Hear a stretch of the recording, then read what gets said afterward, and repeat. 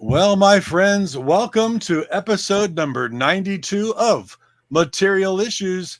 I'm Mark Hershberger of Pop Detective Records. You know who's sitting right next to me. It's my good friend from the International Pop Overthrow Festival. And that is an international festival, as he's been all over the place, Liverpool and Stockholm and Canada, US, you name it, Mr. David Bash. How are you doing this evening, David? I'm doing quite well this afternoon, Mark. This afternoon, it's evening for me. It's I afternoon. know. So it's I know. it's really an international program, but We yeah, are, especially when Andy Hartley from the UK is listening in. I don't know if he's here yet, but no, um, it's been yeah. great weather over here on the East Coast. Tomorrow we're supposed to be in the low 70s in February in New Jersey. Figure that one out.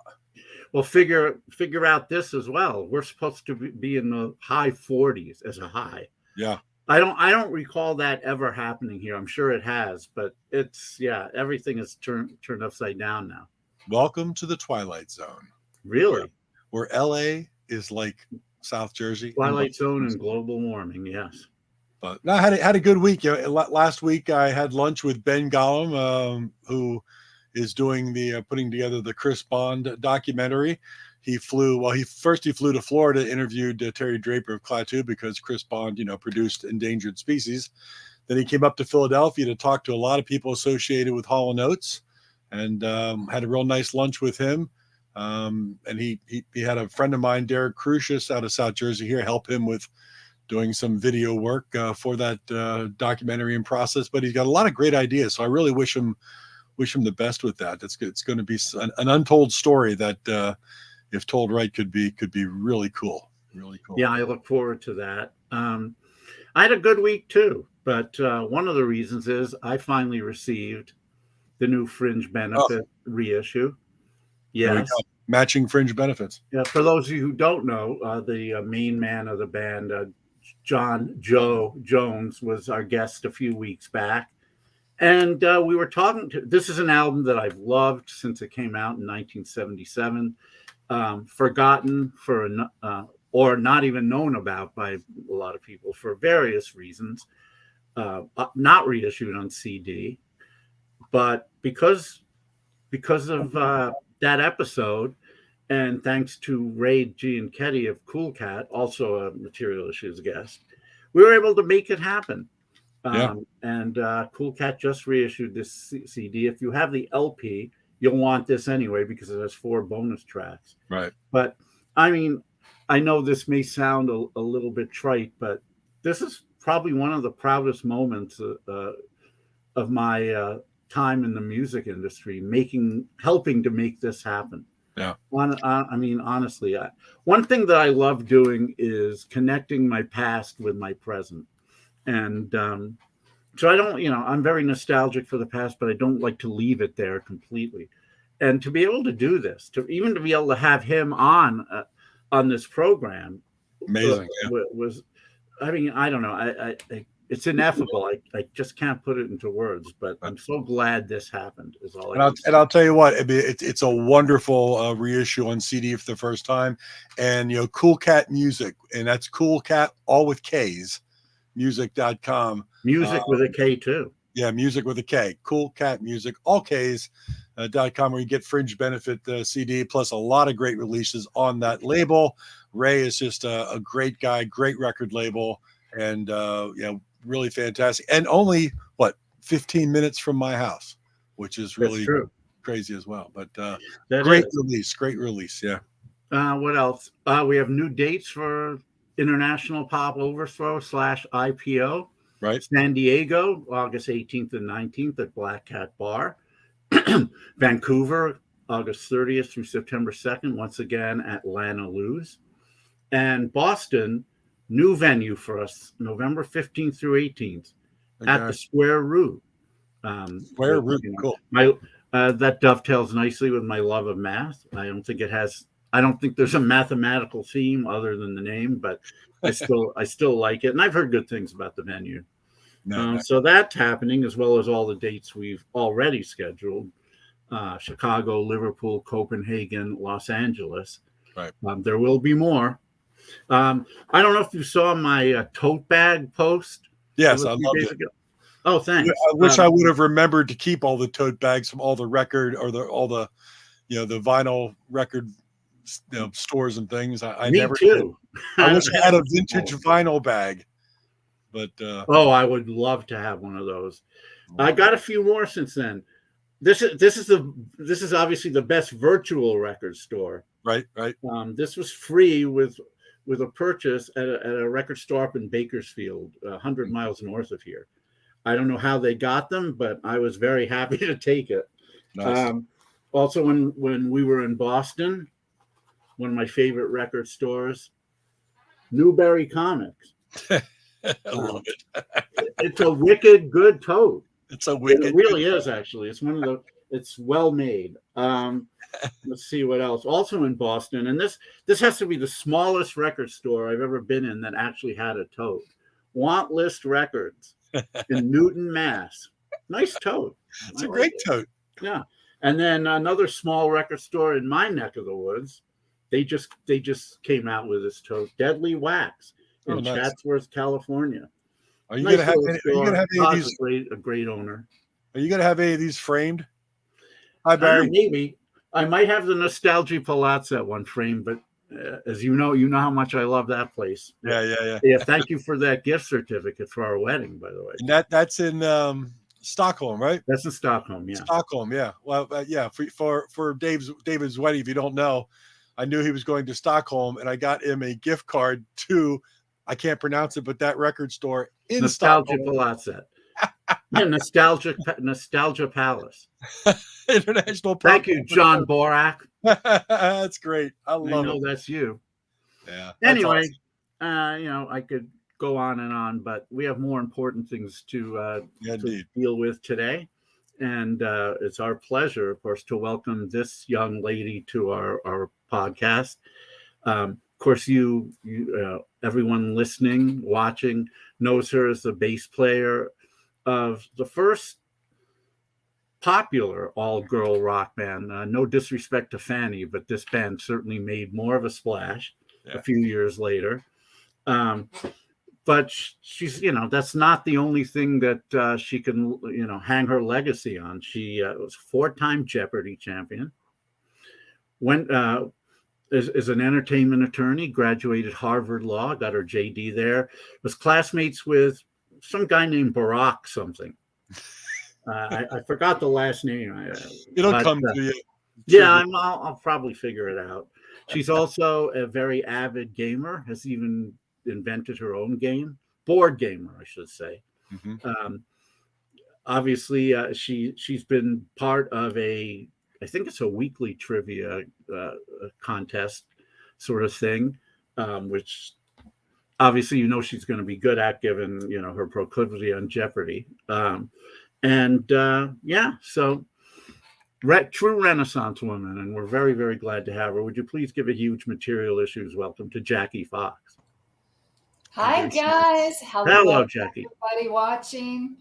Hope you're having I'd say I hope you're having a warm day. I hope you're staying warm on what is probably a very cold day. Wow. If you're not in California, you're probably warm. Ironically, I don't know if you know this, Jackie, but we're gonna be in the high 40s as our high the next few days. That's it. It's crazy. So, but I've had Facebook friends posting pictures of their completely snow-covered everything. Oh, which, yeah. I love the 4 seasons. I love living here in South Jersey, but for some reason this year I have not missed the snow, and we're looking at predictions of a mild March, so maybe no snow at all. And I'm okay with it this year. I'm okay with it. I'm okay with anything that makes it wet in Northern California and Oregon, and Colorado, which is where we get our water from. Oh, yeah. I thought we got it mostly from Seattle. No? Nah, it comes down from the mountains up in Oregon and also in Northern California. I mean, we get a lot and we get in LA a lot from the Colorado River, which has been hurting. So John Boyer chiming in. Yeah, He I loves was waiting for a joke like this, and I'm pretty sure I know who Frankie Valley. posted it. Yeah. also, I want to say I was listening to you guys. I'm very jealous if you live 15 minutes from anything, because being in LA, nothing is 15 minutes away. Well, I live in Reseda, so you're right about that. Yeah, you remember the scene in LA Story where they get in the car to drive next door? Yeah, that's symbolic. I feel like that's us. You know, but it's great here in South Jersey because I'm only 7 miles from Center City, Philly, so that's really close. But you've got the Pine Barrens, you've got a lot of wide open space here in Jersey between here and the shore, and where Ray is at, it really is only a 15-minute drive, and it's I don't deal with much traffic, which is great. That sounds so nice. And you have really good public transportation. I was just in Philadelphia, and it's we don't have that here. Yeah. No, we can buzz around via all sorts of trains all over the place, in and out of South Jersey, all the way up to New York City. You don't have to have a vehicle because everything's so easy. But as David said, a Renaissance woman. What is it that you don't do, Jackie, or haven't done? It's I mean, a musician. We talked about the Jeopardy and Millionaire. You got your doctorate from Harvard, entertainment law. You're into trivia, board game. We talked early before the show of these wonderful little boxes that you decorate, foxy designs. I don't know. You have your hands in so many things. Where do you find the time? Look at that. I stopped working full time, so I have lots of time now. And I realized once I stopped working, I just suddenly got happy. Yeah. It's crazy how much, especially when you work for people that aren't good bosses, and don't create a good environment, what a drain that is on your energy and enthusiasm. Yeah. So yeah. I don't care how poor I am. I'm never working for anybody again. I understand. The last time I was in an office was 94 or 95. And no, thank you. Well, I do work for somebody, as David knows and many people know, but I'm closing in on retirement. But with the pandemic, they've allowed me to work primarily from home. So nothing better. I don't need to go into Philadelphia that often, which is wonderful. And I'll just kind of slide into my golden years here in retirement shortly. Yeah, so it's great. I spend a lot of time just playing, as you can see from the games behind me, and I think that keeps you young. It's one thing that I think you lose the ability to do as an adult is just to play. Mm-hmm. Whatever that means to you. Yeah. If you're and while we're just talking about that and looking at the virtual background with all the games, if you were sitting down tonight, what's your game of choice right now? Well, right now I've got several games going on online. So I've got I play a lot on Board Game Arena, and I'm happy to give them a shout out because they take actual board games and they digitize them to the extent where you don't have to do the cleanup, and it tells you what a legal move is. So it's just great. And you can either play live with other people or turn-based. And so I've got a whole bunch of turn-based versions of Great Western Trail going, and I'm very confused. I've only played the game once before, and now I'm doing 3 different games, and I can never remember which one. It's like, is this the one where I'm supposed to be buying a lot of cows? Or is this the one I was going to try to do this? It's just like, the hell with it. I'm just going to buy cows in all of them, which is not good game playing, but there you go. Board Game Arena. All right. That's on my check it out. And to-do list to check out. Yeah. Jackie, I really want to talk to you about Jeopardy because my experience with Jeopardy goes back to the early 60s when I was a 5-year-old boy who would run to the bathroom and in the anticipation of the daily double ring because it would scare the hell out of me. And I've never been on, but I've always been in admiration of those who have. Tell us about the process of getting on Jeopardy, and also tell us about your experience with Alex Trebek. As I understand it, by the time you were on, he had already announced that he had not. Okay. He hadn't. I'm sure he probably was sick, but I don't think he had even been diagnosed. Okay. So yeah. Well, the process for getting on Jeopardy is the first thing you need to do is pass the online test. They don't tell you officially what that number is, but unofficially it's 35 out of 50. And they used to just do it a couple times a year, and you would sign up and get notified. Now there's an anytime test, so you can go on there and you'll just be typing in the answer to 50 questions on a broad variety of subjects, just like there is in the game. And then if you pass that, randomly, I think they said the year that I was on, it was 8,000 and some odd number of, or excuse me, I think it was 80,000 people who had passed the online test. Of those, they gave an in-person audition to about 4,000 of the 80,000. And of those 4,400 people were put in the pool to be on the show, or 400 made it on in that season. It is, your odds get, they start out very bad and they get worse. But do you think maybe your name had anything to do with it, or do you think it was completely random? No, because I had taken the online test a few times before, and also I think passed. So it was just that my name came up this time. Now, maybe once you get the in-person audition, because they're looking for a good story, they're looking for good stage presence, they're looking to make sure you don't freeze when you actually are called up in front of a room to play a game. Right. It is, I will tell you, when you hear the announcement, it is so nerve-wracking. You're just like, oh my God, I'm on Jeopardy, this show that I have watched for decades at home, and I am about to be put to the test.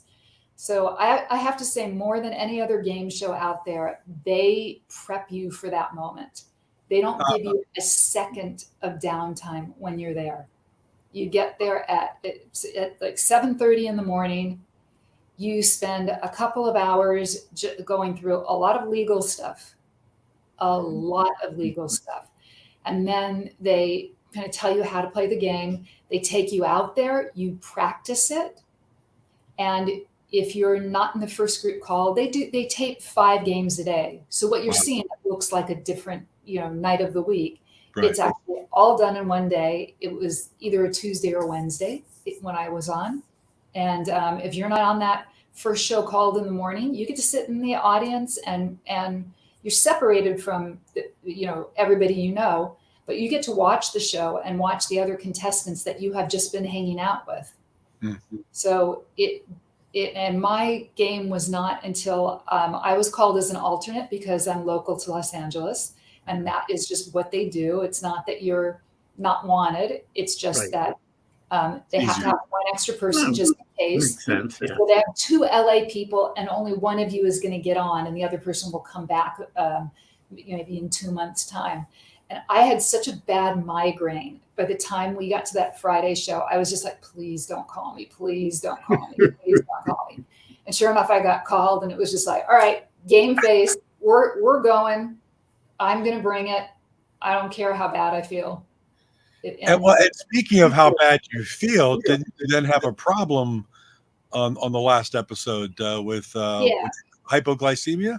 Yeah, it wasn't on that particular. So that was that was a Wednesday tape day. Uh-huh. So at the end of a Wednesday tape day, it aired on a Friday. So the Monday episode was being filmed the following week, and I came back on Tuesday morning, and I wasn't feeling great anyway, and I didn't know why. I found out later. And you do 3 back-to-back episodes with no time in between them except to go change your clothes and pee. Then you have a lunch break, and I am a vegan who has to be gluten-free, so there's not a lot in the Sony cafeteria to eat. And I wanted to spend my what could have been my last day as champion actually talking to people, which I didn't do on the first day I was there. And unfortunately, I kind of forgot that anybody talking to the current champion is going to be a little bit intimidated. And these were 2 people that were very shy to begin with. So I kept up the whole conversation. You can tell right now I'm good at it. And I didn't eat very much. And so we got into the afternoon, what was the Thursday episode. And we got to the first, like during the beginning of the episode, I looked down and my hands were shaking violently. I wasn't nervous. I had just won 4 games. And when I buzzed in, stuff was coming out of my mouth that wasn't matching what I was thinking. I was really, according to, I thought I'd had a stroke. It got so bad. And one of the contestant coordinators came up to me during the break and said, "Are you okay?" Like, it was noticeable that there was something wrong. And I went to say yes. And then I was like, no. And they sat me down and they were going to have the EMT come over and look at me. And they're bringing me bananas and things. And meantime, my 2 competitors who had been off to this blazing start are having to stand on their podiums facing the wall behind the screen, just in case the screens accidentally go off. They don't want to spoil the game. Right. So they're standing there like, punished kids facing the wall. And I can see them. And what, they were being very solicitous of me. And I knew it was because they wanted to have a woman who would win 5 games and make the Tournament of Champions. And I kind of felt like I didn't want to let them down. And I didn't know what would happen if I had not gotten back up. I felt like people would just think I was off to a bad start and I was doing it, they would have brought me back. But at the time, they're just like, I finally just said, I was looking at these 2 people standing there facing the wall, and I just couldn't do it to them. So I just said, I will get up and finish this. And I would like to think any other day, I got my dream category for that Final Jeopardy. I was already out of it. And I couldn't do the math to even figure out the right wager, which was 0. Wow. I shouldn't wager anything. So I just went, it's Mozart. I'm not going to miss a Mozart question.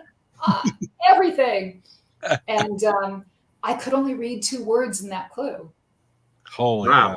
I saw Mozart in Final and I went, oh, that's the Jupiter Symphony. And then I'm sitting there kind of, the brain's working a little. I'm going, that's a really hard question for Jeopardy. Having a hypoglycemic attack is like suddenly being really drunk. Yeah. And I had never had one before, so I didn't know what was happening to me. And you couldn't. Wow, so you weren't prepared. Obviously, you didn't have something in your purse. You could have just gone. I didn't know that I was even subject to it. So, wow. And I do know that Mozart's Final Symphony was the Jupiter Symphony. But the question, and after we blocked out the answer, while Alex was kind of coming over to us, I all of a sudden, like, another word registered, and it was work. It was final work. And I actually out loud, because I was drunk person there. I just kind of slapped my forehead. I went, oh, duh, it's the Requiem. They cut that out of the broadcast. Oh, wow. And Alex gave me a look, like because I interrupted him. But yeah, he was. Did you have much interaction with Alex though, or was he just over there? No, they keep you away from him. They are very good about that. But after we found out he was sick, I contacted one of the contestant coordinators and said, hey, wouldn't it be nice for his final episode of the season, which could have been his last episode period, if you filled the audience with former contestants and we could just show him how much we love him. Oh, wow. And they thought that would be too overwhelming, but they did think it would be a good idea to bring back some of his favorite contestants and some of their really well-known champions. So there were 9 of us that went back. I was there only because it had been my idea. Right. I was very outclassed in that audience because it was Ken Jennings. That was the one time I've gotten to meet him, and Austin was there. It was people that had won a lot of games. Yeah. And we did get to, I will tell you a great Alex Trebek story that I don't think I've ever told live. They had us all go up to pose for a picture with Alex in front of the actual, the Jeopardy board. Right. And I'm hoping I can get a copy of one of these from the producers one of these days. So we're all there, and there were only two of us were women. That was me and Pam Mueller, who you might remember from being a college champion and being back on, having been invited back to tournaments. And so they put us on either side of Alex, and we all lined up kind of with our arms around each other. And Alex leaned over, and this was his idea of a joke. He leaned over to Pam and kind of pretended to smell her hair and said, "Is this my Joe Biden moment?" Uh-oh. Nice. Oh, that's great. That's awesome. And you ended up winning 87 games. What, Oh, games? yeah, I won 80. Well, if you count my last place, 88,000. Yeah. So I've always wondered with that, because I talked to I worked with a person who actually won the $1 million on Who Wants to Be a Millionaire. He was the 12th person to do it. Ended up a waiter at a restaurant that I was at. That's where he went through his money. But the interesting way he got paid for that $1 million was something. Now, with your winnings, did they just write you a check at the end of everything, or how does that? You get your money after your episode airs, and then it's another 30 days after that. So it's about 3-4 months after you've actually been on. Okay. They're making sure that before your episode airs, nothing happens that is going to make them have to withdraw an episode. It's something that they don't like to do because there is continuity. But, if somebody were arrested for something horrible, they would probably not air the episode. And if it doesn't air, you don't get paid, right? Yeah. My guess is that they would pay the other people who weren't responsible to the extent that they had earned things. But yeah, if you had won, you could win $100,000 and then you go and commit a very high profile crime and they can't air it, you're not getting your money. Yeah. I remember in the early 80s reading about the machinations behind game shows. Apparently, Wheel of Fortune, they actually had an IRS agent present to make sure that things were on the up and up. I take it there was not one in Jeopardy. They have network lawyers.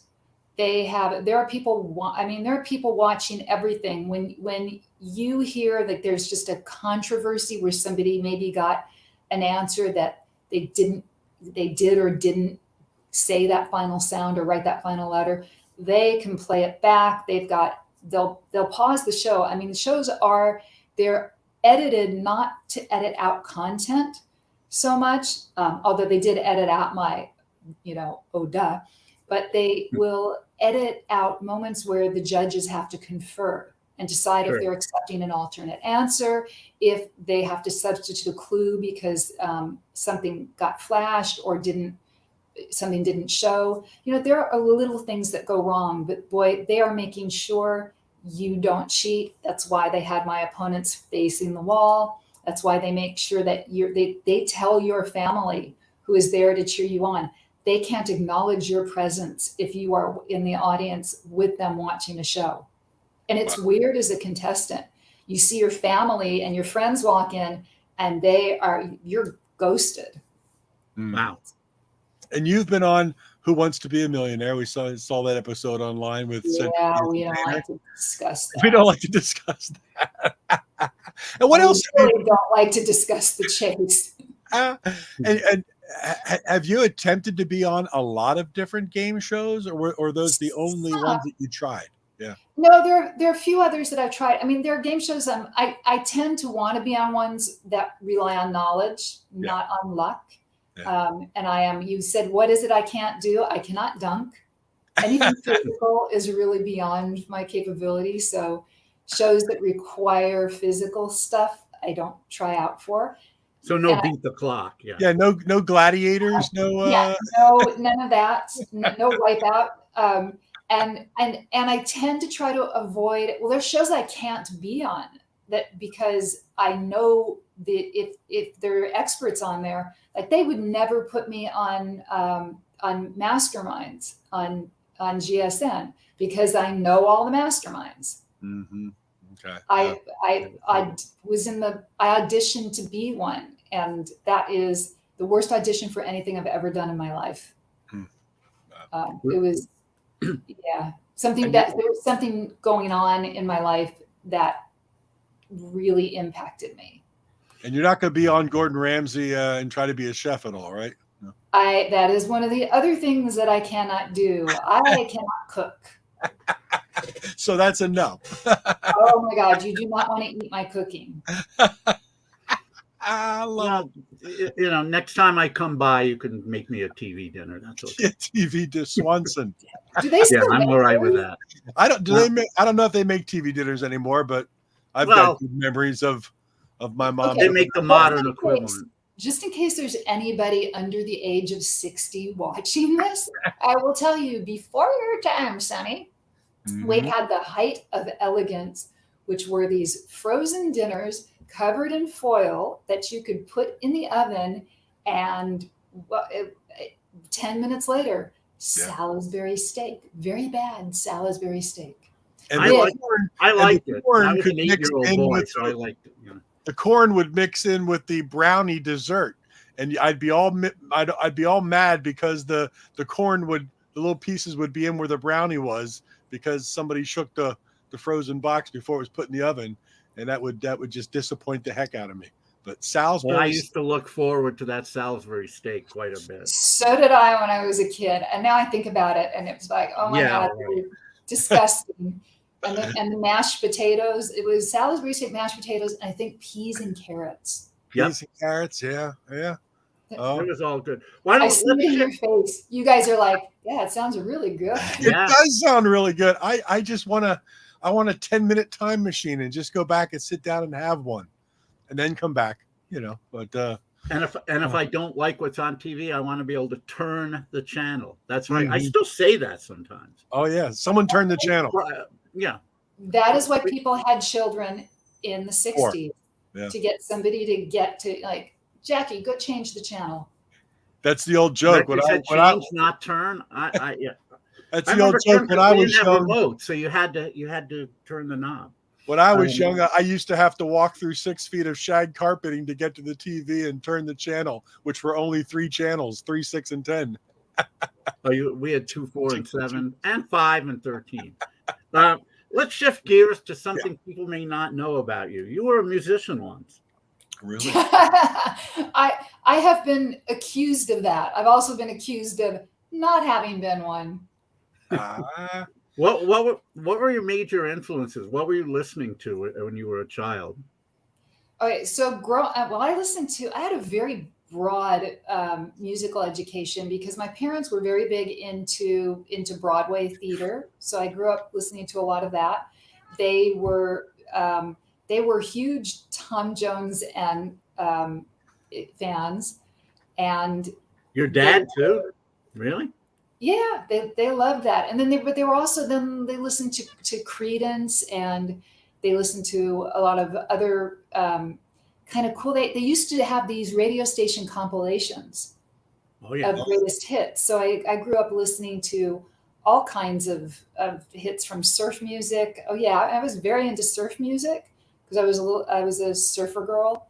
And then my personal taste tended toward a lot of Kiss, Aerosmith, Mott the Hoople, David Bowie, kind of the usual suspects for early 70s. Yeah, a lot of glam in there. A bit of glam. I was more just kind of the straightforward kind of classic rock person. Mm-hmm. Where the rest of the Runaways, we had the glam contingent, which is mostly Joan. You had the more what used to be called middle of the road, easy listening adult contemporary kind of stuff, plus David Bowie. That was Cherie very much. And then Sandy kind of like glam. She was a big Queen fan. And then Lita was into, to metal. That makes sense. Yeah. When did you become Fox? When I joined the band, it was, I grew up in a very immature time. I'm sure things have not changed. And so my real last name is Fuchs, Fuchs, which is the German word for fox. And it is not fun growing up with that name because I can imagine. Well, think about what it was like growing up with Bash. But things have come full Not as circle. bad as When I was Fuchs. a kid, I was made fun of incessantly. As an adult, it's like, you must have made that name up. It's too cool. I was like, Yeah. no. No. But I get what you're talking about. Yeah. No. I would have loved that name when I was in law school, and my then fiance and I were doing a lot of video games and a lot of Dungeons and Dragons, because that was kind of his business. He was in the gaming business, and Bash, that's such a good name for somebody who of the warrior class. Vindication. Yes. I love it. So, how did I'm obviously some people know the answer to this, but some don't. How did the band form?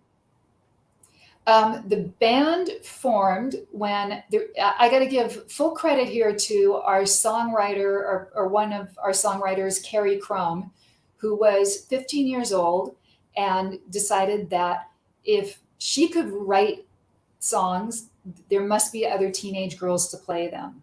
And she met our producer at a teen nightclub, and he had just independently met Sandy and Joan, and put Sandy and Joan together playing some of Carrie's songs, and thought it sounded good enough to invest in a little bit of time and a very, very little bit of money, not much at all, in putting us together as a band.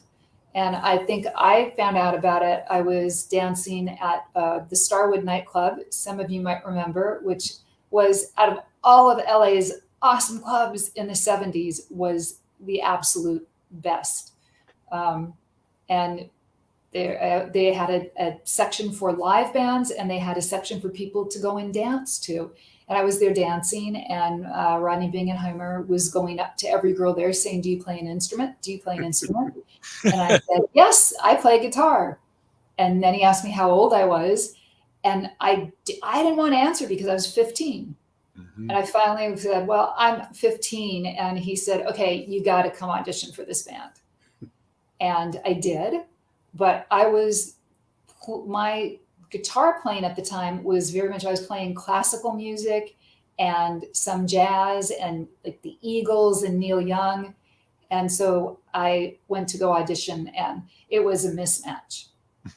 But the producer kept in contact with me, thought I would be a good addition to the band. And so when they really, in a very crappy way, fired Mickey Steele, who went on to become part of the Bangles, so she had the last laugh.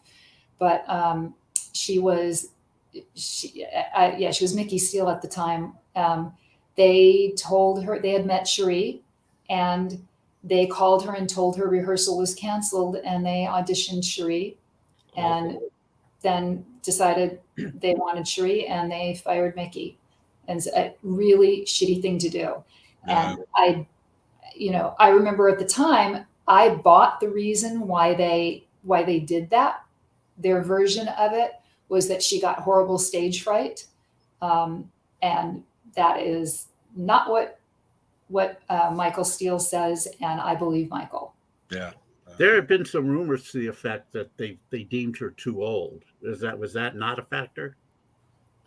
It might have played into it, but I think that, that our producer was a sexual predator, and she says he had been coming on to her in a way that she found really inappropriate, and I'm sure she rebuffed him, and he just decided, oh, she's too old anyway, and then let's get this cute young blonde, meaning Cherie, in front of the band. It'll be easier to sell this band as jailbait, which was very much what he did. And then it's like, hey, who else do I know that plays an instrument that's jailbait? Because we need a bass player now. And so he called me up and said, can you play bass? So I don't know. Guess I can. Let's find out. I borrowed a friend's Gibson Ripper. Have you ever played one? Yeah. He may. I'm not a musician at all, so. All right, so these are basses. The head weighs a ton. Goes So like this. literally, when you're holding this bass, it just goes. So you have to hold it up the whole time. And I had never played a bass before, let alone this particular bass, which I would not recommend. So I took it on my 3 buses to get to this really grungy rehearsal hall that was nasty. It was nasty, but I went in. They just taught me like 10 of their songs in half an hour and said, "Okay, go do a set." And I wasn't I wasn't great, but it's not hard to pick up bass coming from guitar. It really isn't. Right. It's a different mindset of what you do. You're not there to fill in the sound. You're there to basically enhance the beat. Right. Yeah. And give it, be the lifeblood pumping that energy and that beat through the band. So I had to work on that, but Sandy was very generous as a musician. And we would show up early to rehearsals, and the 2 of us would just go through the set alone, and then everybody else would come in. And so I thought we had a very tight rhythm section because of that time that we put into it. And you had experience playing guitar prior to that. I mean, did you start off with guitar lessons, or were you a piano person first, then into guitar, and were you self-taught? I was a piano person first. I didn't last very long playing piano because I disliked my teacher. Sure.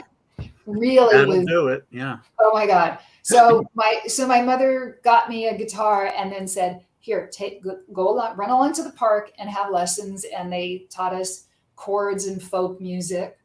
And at some point I said, I think I'd really rather play rock and roll. And so I switched from strumming with my hand to playing with a pick. And then from there, I went and learned classical guitar, which was all fingering. And then I found a great rock teacher who, rest in peace, Tim, you are awesome. I still have a pick he gave me that says "Bomb the Bum." Nice. Random. But the first thing he taught me to play on guitar was "The Needle and the Damage Done."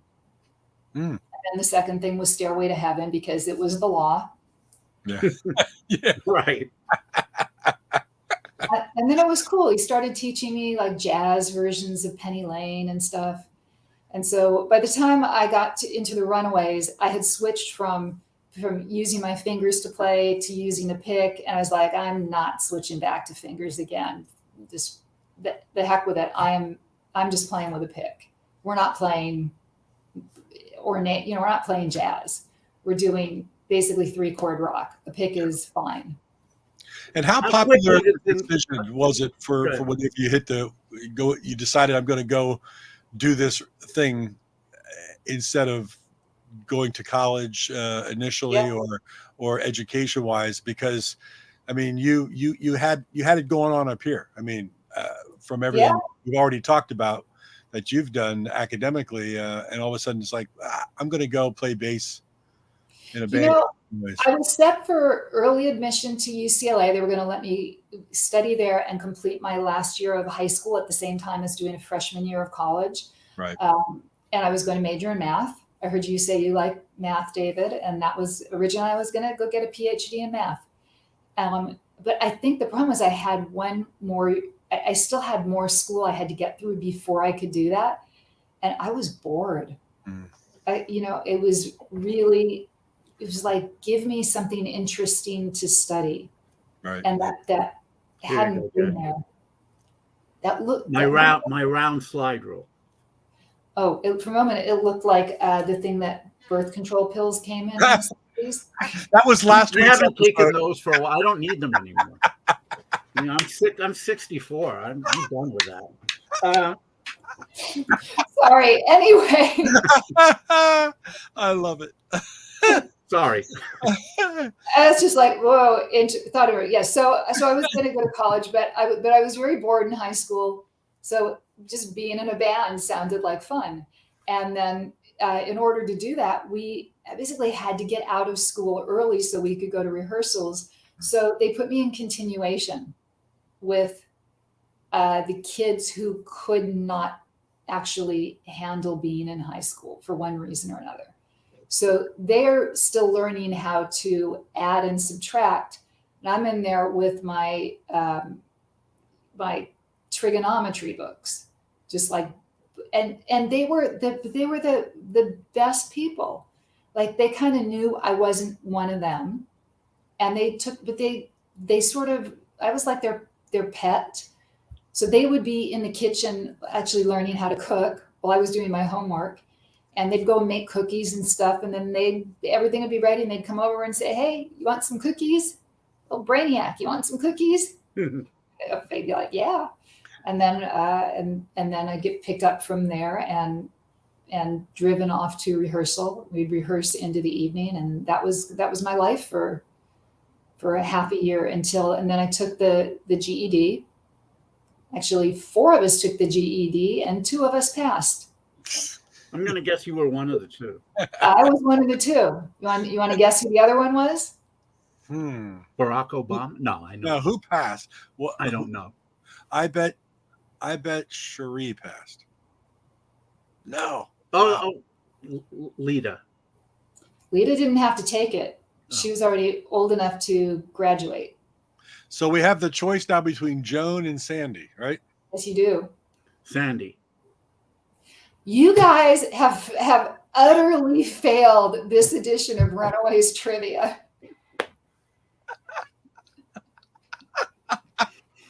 Badly, too.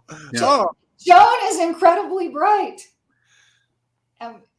That's no cut on Joan whatsoever. But I was just no. I figured when you said guess, I figured it was going to be one of the least likely people. So you led me down a path that I shouldn't have gone down. I might have been part of that leading there. I don't know. Wow. Okay. So two of you got your GED. So I want to know, what did you 2 study when you were in school, or did you? I was in radio, television, broadcasting, acting, performance, that kind of stuff. I got my bachelor's in telecommunications. That's me. I got my first bachelor's in journalism at New York University. When I moved to California with my family, I was kind of languishing, and my mom said, why don't you go back to school and get your psychology degree? You have an affinity for it anyway. So I did. I went to UCI, got my bachelor's in psychology, and went into the PhD program in cognitive psychology because I had a professor who taught that, who I loved and wanted to work with. That ended up not working out well. But I did stay long enough to get my master's, and I taught psychology at community college level for about 7 years until the opportunity to do the music festival came along. That was 1998. So, yeah, was never a math major. I loved it, but I guess maybe I didn't feel like there would be career opportunities in that regard. And I just didn't go that way. But as it turns out, I other than teaching, my career never really went in any particular way relating to my degrees. So I gotta say, I don't think undergraduate study is for career anyway. No. I think it's for just, A, growing up, but B, just having a broad educational base so that you can bring good problem solving, whatever you end up doing. No, you're absolutely right about that. But when you're going through it, sometimes you don't necessarily realize that. Once you've graduated, it's like, I'm so glad I went to college, even though I never used this. Well, I graduated with telecommunications, and I'm a financial analyst. I was actually rather upset with my former law school classmate, Barack what was his whatever. Something. Yeah, you don't remember it either. Okay. No, I think his middle name started with O. Not sure. Yeah. Anyway, when he said, well, we don't really need a lot of art historians. We need people in STEM. And I thought, a world in which there are only coders and there's no art and no knowledge of art, it would be a very sad place. Mm-hmm. I think there is a place for people to study art and literature and history, especially history, which is what I would study if I were going back to school. And unless we just want AI to create all our art from everything that's ever been created before. Yeah. And Number 12 looks just like you. Yeah. You know what I'm talking about, Jackie? I know you're talking Trivia. about lists that always say you won't believe number 4. Is that what you're talking about? No, number 12 looks just like you as a Twilight Zone episode in which everybody looked and acted the same. And you had to go through a transformation to get there. It was required. And this one young teenager, played by Colin Wilcox, I believe, reminded me of Sissy Spacek, but that's neither here nor there. She rebelled against it, and the episode is all about her rebellion and the idea that when everybody's the same, then the world is boring and worthless, and I flaws and all, I want to be me. And it's one of the few good season 5 Twilight Zone episodes. I'll leave it at that. We're a couple of Twilight Zone nerds over here. We love that the original Twilight Zone. Yeah. I remember a few episodes, but then I always get confused. Was that Twilight Zone or Outer Limits?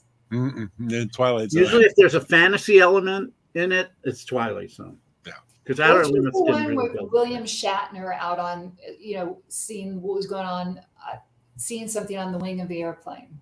Yeah, Nightmare at 20,000 feet. Yeah, that one. That was the last one I saw. Twilight Zone. Yeah. That was Twilight Zone. Yeah, that's a Twilight Zone. Yep. Yep. Anyway, we could digress on. We can really nerd out here. But absolutely. So, how quickly did things happen once the Runaways formed? Did you immediately get gigs around the Strip and other areas of LA? Oh, it happened very quickly. We had a record deal very quickly because the band before I joined was already on the radar of Mercury Records. And as soon as Cherie and I joined, Mercury said, okay, now we think the band is ready, and gave us a record deal. And then we went out and did a lot of gigs to before we did our first album. I mean, we gigged constantly, which other girls have said was part of the problem for them. If you ask me what broke up the Runaways, my answer is drugs more than anything, because they change who you are as a person. They change your ability to focus. They change your enjoyment of things. I think initially people start doing them, it makes them feel better, gives them more energy. They can cope with whatever it is they're having issues with, and that wears off. Mm-hmm. And you're left with just doing drugs just to feel normal enough to get through your day, and finding it increasingly unpleasant. Yeah. Okay. How difficult was it for you as a female band to be taken seriously by the men out there? I liken what you went through, and I mean, not to this great degree, but to what Jackie Robinson went through when he was the first African American. I imagine some of the men probably were concerned that the women are going to take over, so to cover that, they constantly mocked you or belittled you. Is that? Well, I can give you a couple of examples. The review of our second album, Queens of Noise in Cream, started out, "These bitches suck." Yeah. That was pretty much the nicest thing in that review. Wow. And it was horrible. I mean, it was, they actually had in there, excuse this language, people please, it had, despite what the West Coast blowjob coordinator at the label may say, they're not good, they're not so bad, they're good, they're not anything. It was just vicious. It's like, it's not enough just to give us a negative review. It is to basically say girls, and then he concluded it with girls just suck at rock and roll after all. So there was that. And I do very much remember being on tour, and at the one time on this tour, we actually got a hotel that had laundry facilities in it. So you could wash clothes and not have to do them in the sink. So I'm downstairs doing laundry, and the roadie from a roadie from the band that we were that was headlining came in and asked me to do his laundry. Oh, geez. And I remember looking at him going, "Your crew." It's just like, no, this is wrong. Oh man, what being on tour?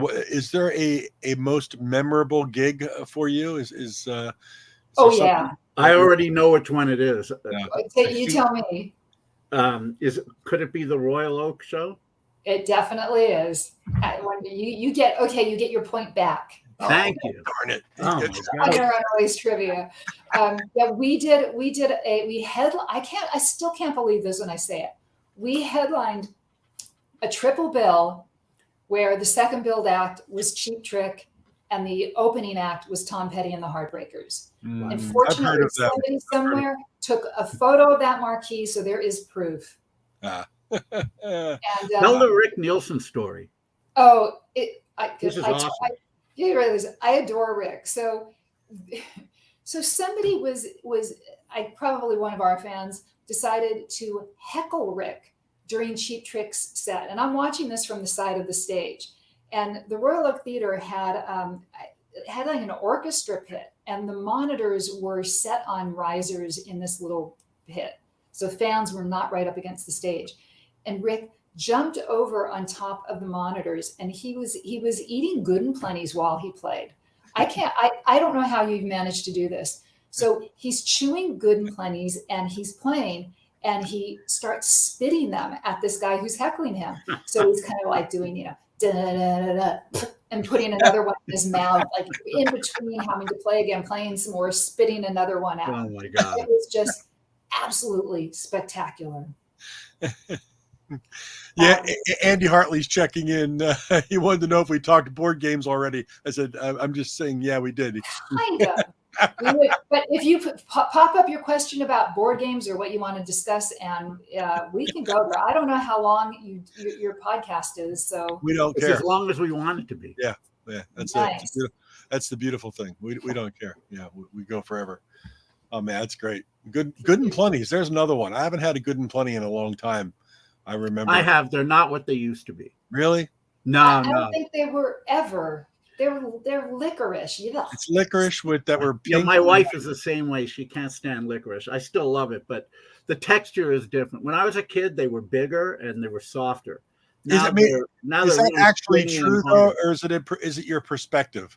There's no way I can know that.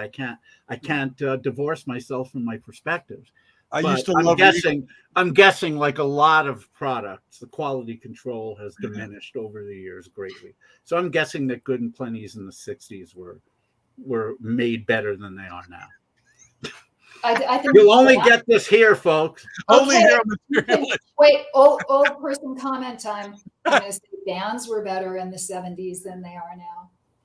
Oh wow, you'll get no argument from us. There. Yeah, that's not actually to diminish the ones who play my festival because they're great.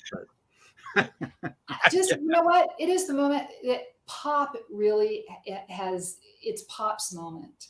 Mm-hmm. Yeah, I think there are great pop stars out there.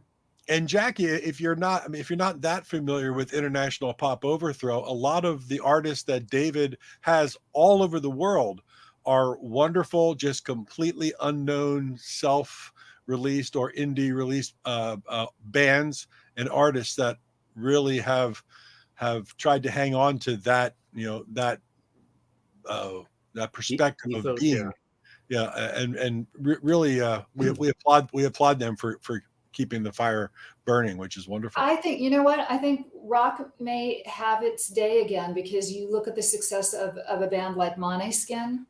which is just phenomenal. And they're completely channeling the 70s. Yeah. They're channeling the 70s if it were a free or more accepting time. I mean, there's stuff that they're comfortable with doing that was just outrageous when we did it. And now it's just kind of like, okay, guy in a corset, cool. Mm-hmm. Now, when you were starting out, when things were happening at a whirlwind pace, I mean, obviously you were brighter than the average teenager, so you saw things and you were processing things that maybe others weren't. But were you quickly attuned to the very hard black underbelly of the music industry? Was there any sort of, I mean, was there ambivalence there in what you were doing? I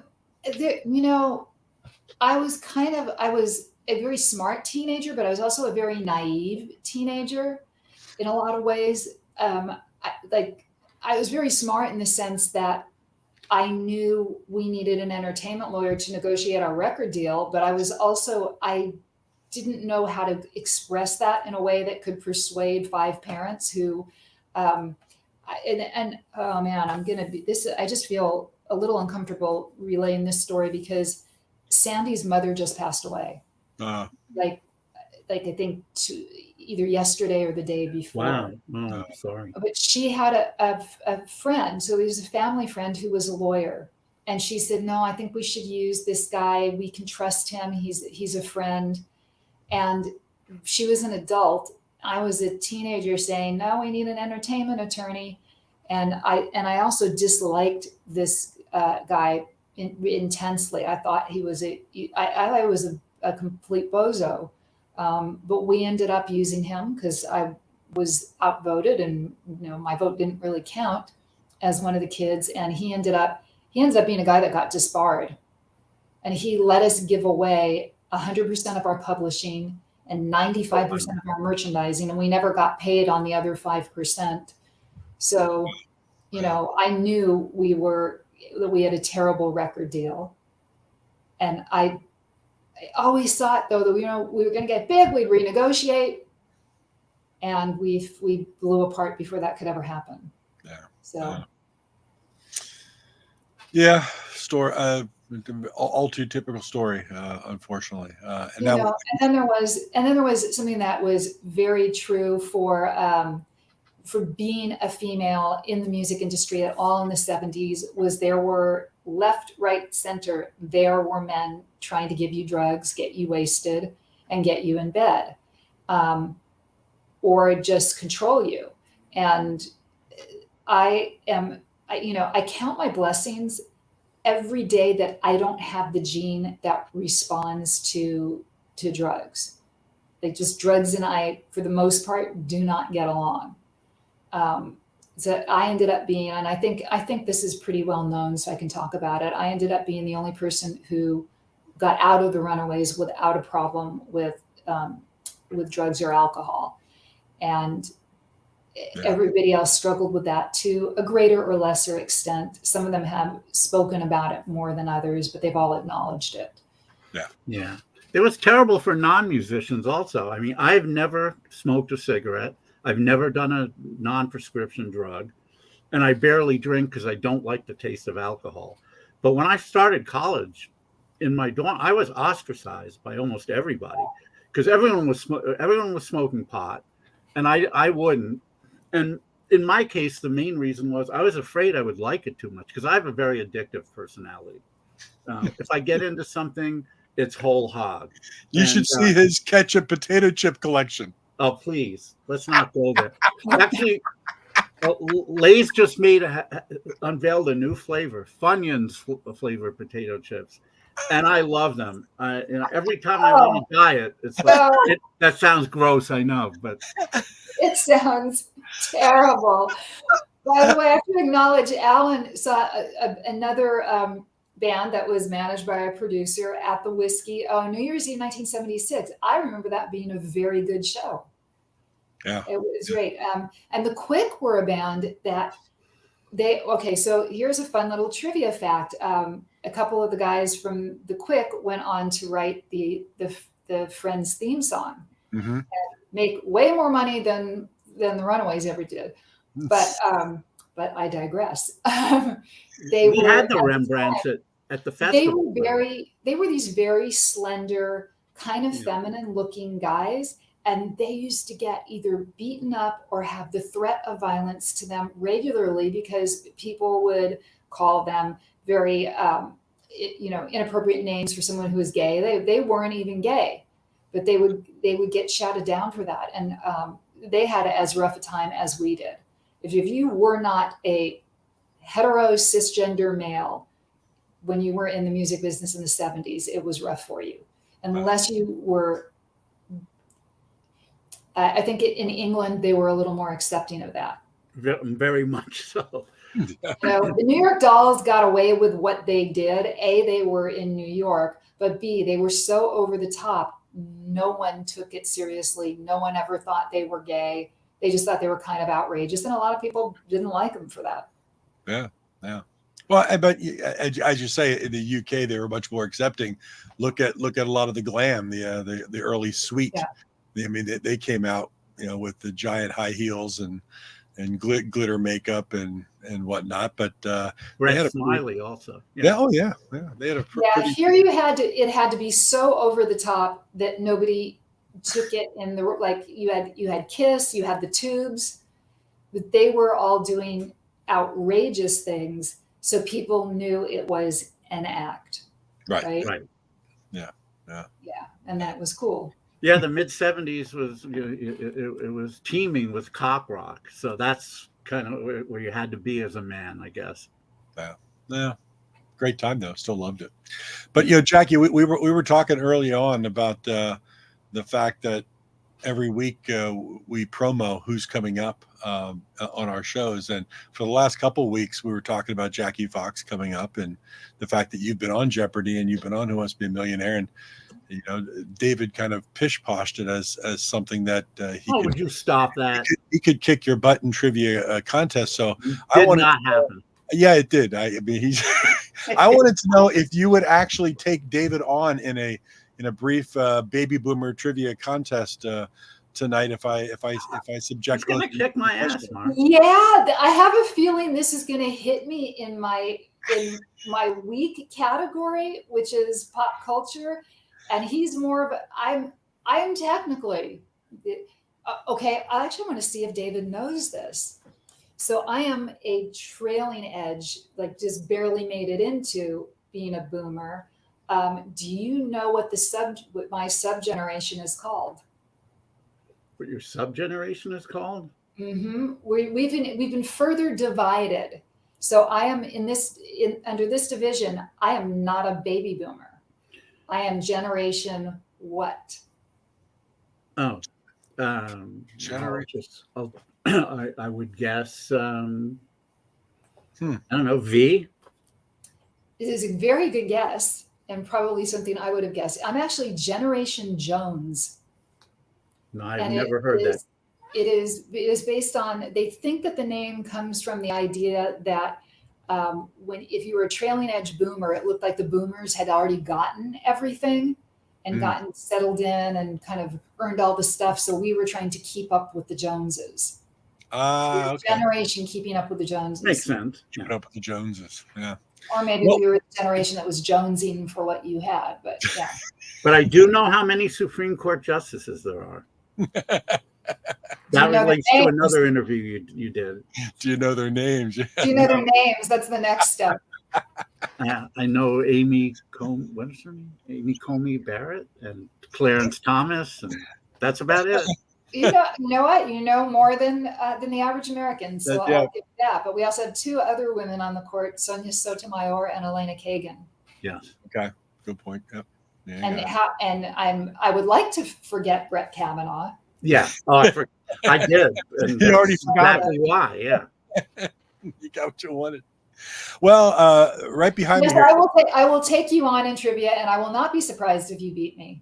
Well, we'll see. This is a board game. You'll see it right at my thumb. It's called Boom Again, which is kind of like Trivial Pursuit for baby boomers. And I kind of like it, but I've not yet actually played it. And so I got a box of one of the questions here, and David has not previewed 1,000 questions just to try to beat you tonight. I can vouch for that. So we're just going to actually, kind of you can't, Mark. Okay, you don't know what Slacker. I've done in the privacy of my David, slacker, you want to get on Jeopardy? You got to study. You got to study harder, David. I'm going to randomly take out a card, and there are 6 categories on each card. So to make it fair, Jackie, you'll start off with category 1, then David 2, then 3. Then we go to the second card. David will be first. So you each get a shot at the categories.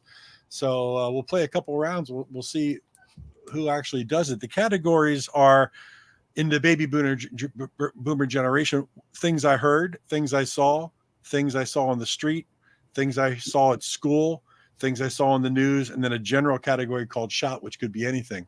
So Jackie, I'm going to ask you the first question, which is things you heard. And I'm just going with the first card I pulled out. According to the lyrics in Jimmy Buffett's 1977 hit Margaritaville, what did he lose? His shaker of salt. Jackie Fox on the board with 1 point. See, it's as easy as that, Jackie. David, and things you saw, Singing in the Rain was a 1950s film about the switch from silent movies to talkies in the 1920s. Name all 3 of its stars. Singing in the Rain. I know Gene Kelly was in it. And that's about as far as I can go. Gene Kelly was one of them, but you missed Debbie Reynolds and Donald O'Connor. Yeah, I gotta say that's a much harder question than the one. Can I be like Fonzie and say I knew that? You knew that when I didn't, because this is just the luck of the draw. So Jackie's already up 1-0. Jackie, things on the street. Name the famous car whose prototype came out in 1976 and featured gull wing doors and a very unusual skin. The DeLorean. Jackie's up 2-0 over the Bash. I just want to put up a little banner I made here, which is called Fox versus Bash, the Showdown. This is very David, things from school. This is world geography. World geography. In what country will every immature boy find Lake Titicaca? I should know this because I remember the question from Quiz Show. And yet I don't remember the country. Am I allowed to ring in? You can ring in. I could have rung in on the 2 you got right. It doesn't matter. I didn't. But I got them right. She won't get a point if she rings in. I haven't gotten it wrong yet. Let me think. Would you like a hint? No, I would not. I love that you got a question that says every immature boy would know. Well, see, I'm as immature as they come, and I don't know. This is wonderful. This is working out wonderfully. Come on, David, you can do it. No, David, I don't know. Mongolia, I don't know. No, what would you say? Still in the wrong part of the world. Oh, okay. David got it wrong, but just for point of order, what would you say, Jackie? Peru. Peru is correct. Yes. So right now it's still Jackie 2-0. We're going to question number 5. Jackie, this is in the news. New York's Audubon Ballroom was the site of what shooting in 1965? Shooting. Okay, I was 5 years old. New York's Audubon. Audubon, like the town that I live in, Audubon, New Jersey. Like the Audubon Society. Like the Audubon Society. I have a guess. You can guess later, David. You're already down 2-0, so just relax.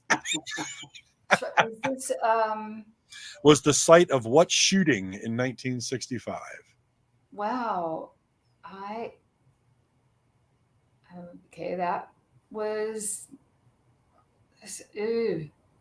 I don't know this. What would you say, David? She's already conceded the question, but this is not for points. This is just to see what you know, David. Malcolm X? Yes, the shooting of Malcolm X, yes. All right, well, at least I knew something. It's still 2-0, Jackie, going into the final. How many questions do we have? Well, there's 6 questions per card, so round 1 is six Oh, all questions. right, So good. maybe we'll see how we go. We'll do a couple rounds, and if Jackie is way ahead, Round 2, double the points. yeah, Give David an we might do a opportunity. double point round. But David, this is just the general category of Wait, shout he just. Oh yeah, that was my question. So it is his. I have a list of boom era TV shows about school. To score, match 4. So Okay. give me the name of 4 shows about school. Oh, I just have to come up with the names? Yep. Well, Or okay. something to do with school.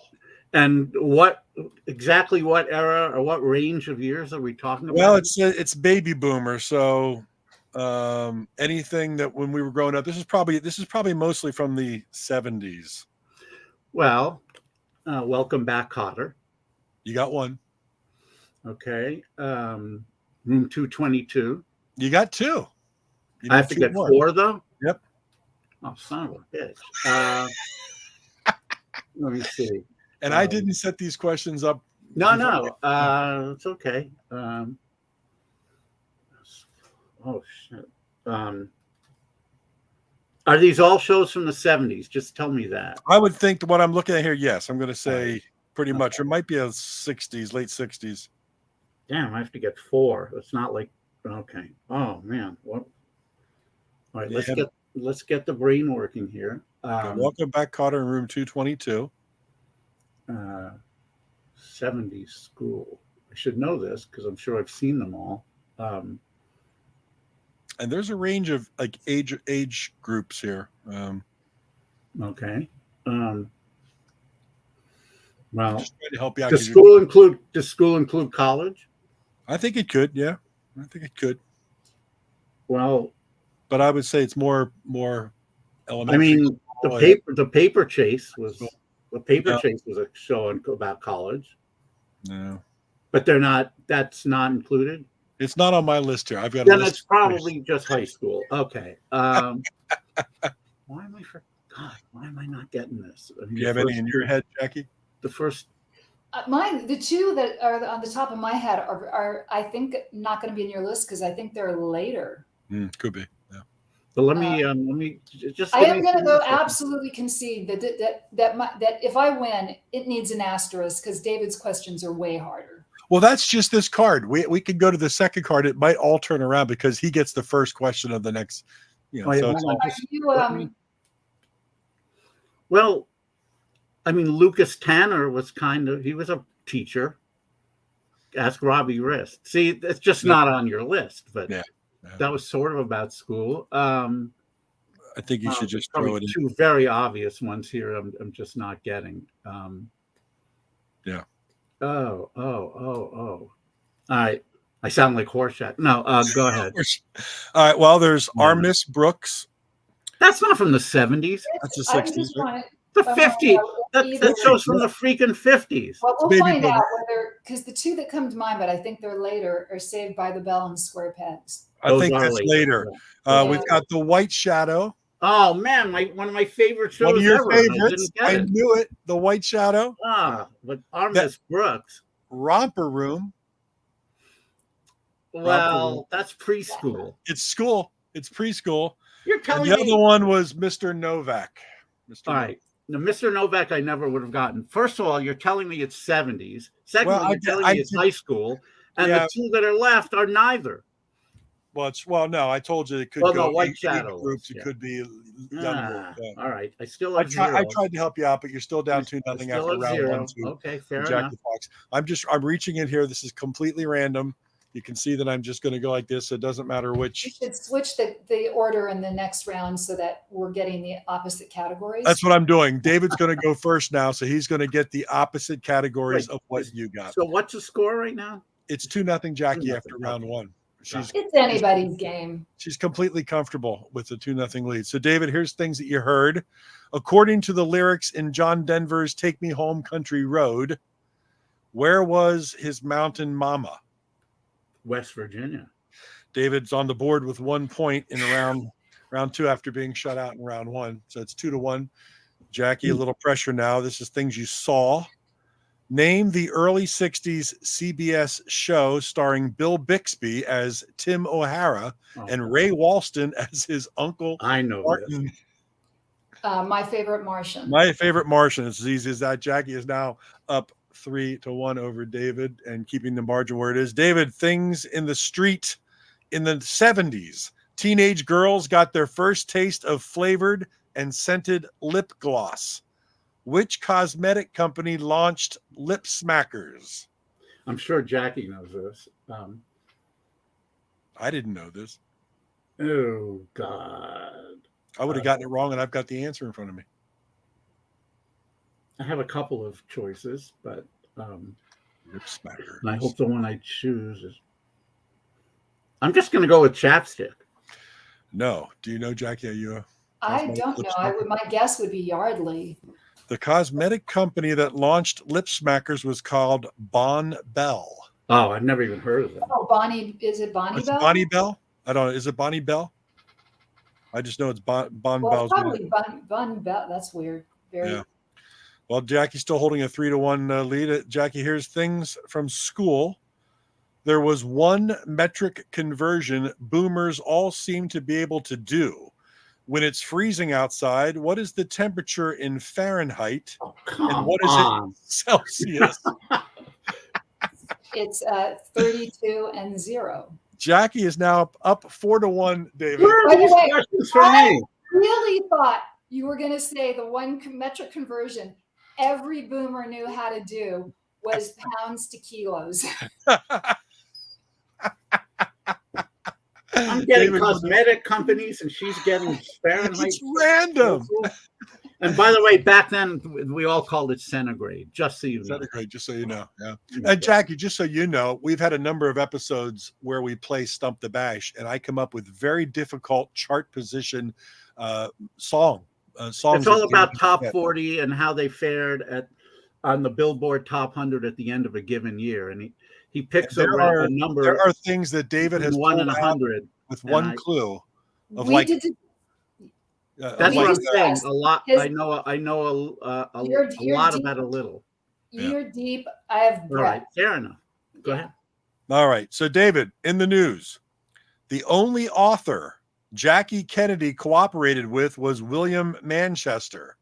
Name the book considered to be the definitive telling of the assassination of JFK. Oh, well, see, I should know this, and I don't, so I don't know. Jackie, do you know? It was in the movie Jackie.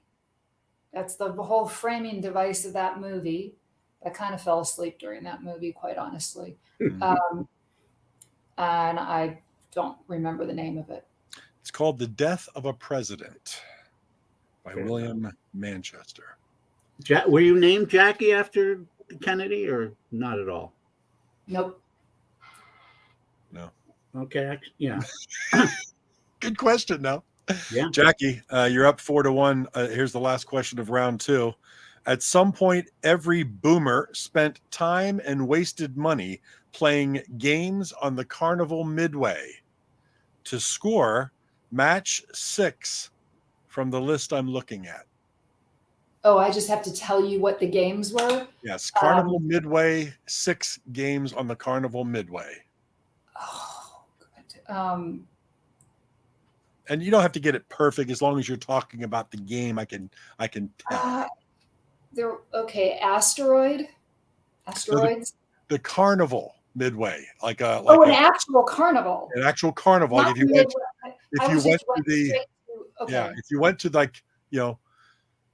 the roller coaster and the 6 games was the beanbag toss into the item. Into the milk can. Into the We'll go give you that one. Yes. There was there was like a rifle range thing. There was a guess the weight. No, we're not going to give you guess the weight. You're struggling on this one.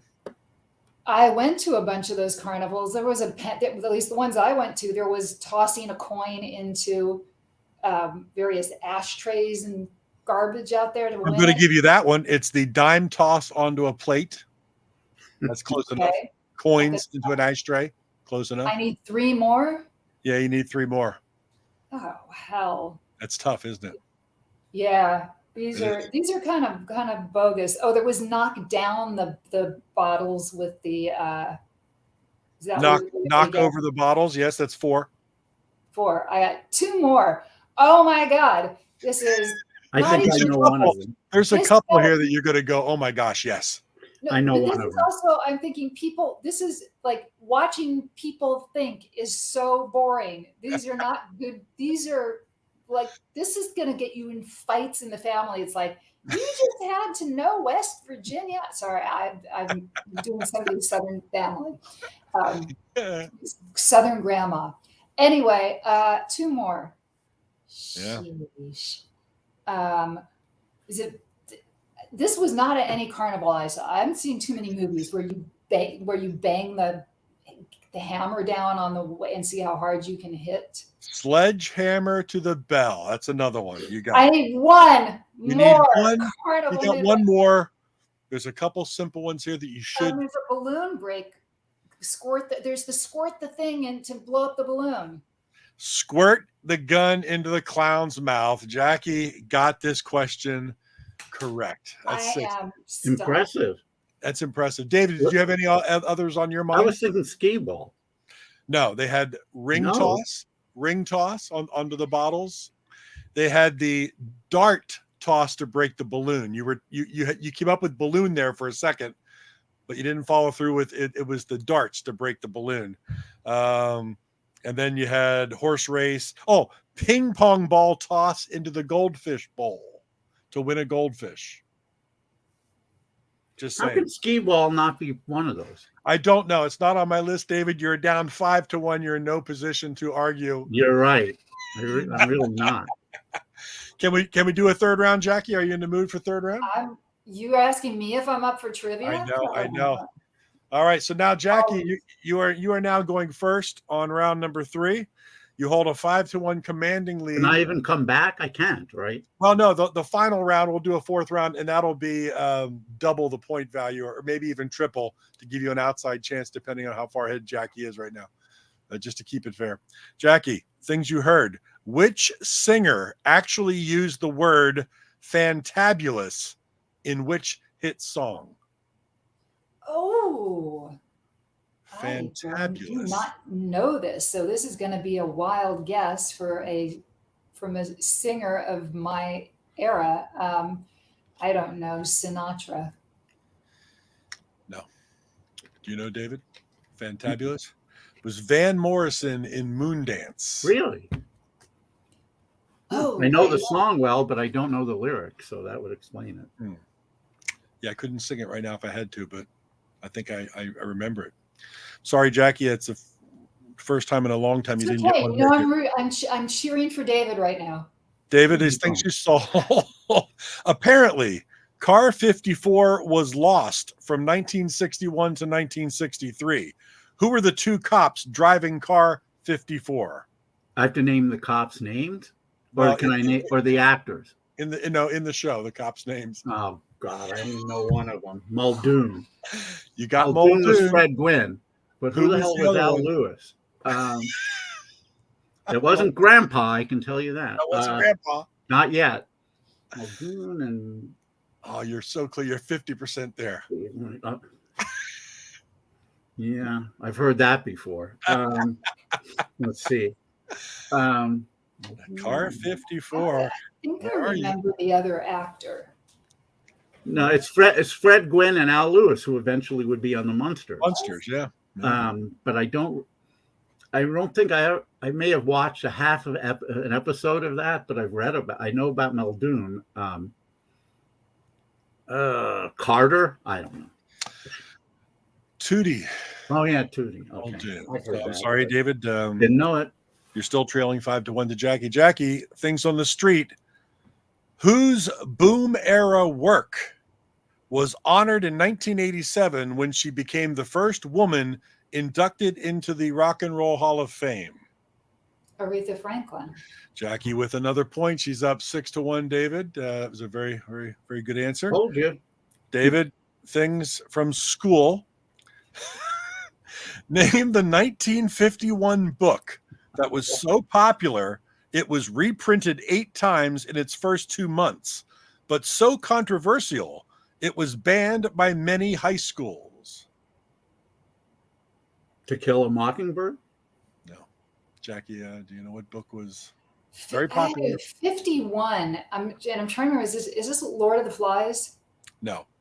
It's The Catcher in the Rye. Oh, yeah. The other one. I was going to say the DSM-3, but I figured that wasn't. Sorry, David. Most high schools weren't dealing with that yet. Getting towards I the think end Lord of of the Flies was 57. Now I have to look that up.